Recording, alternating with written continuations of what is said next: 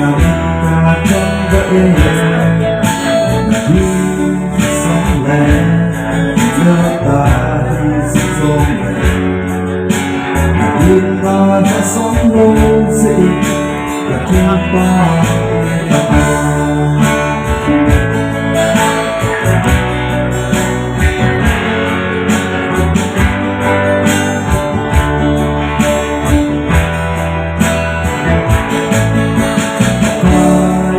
lúc Chinna Eichingpa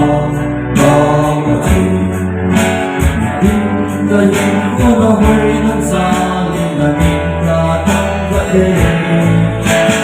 tin rằng lẽ là ta hy sinh gió lạnh và tin là nó sống lâu gì và khi qua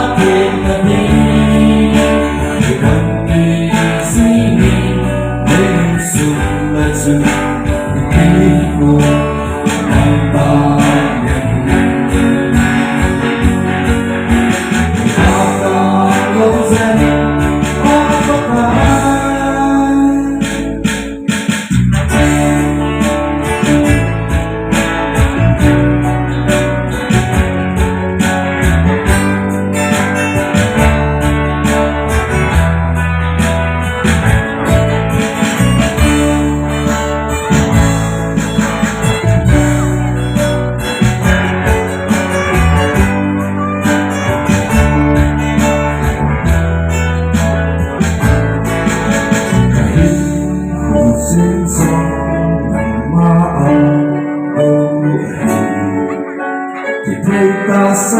ai thì mẹ xa thế lâu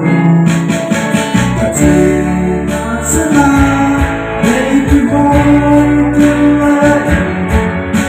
là tin son sẽ nói tiếng trong lại để lâu dài vẫn đây có bóng nghe những tiếng họ sân mà đi có gì nghe tôi đang qua tìm là quên thì còn đi gì đây xuân là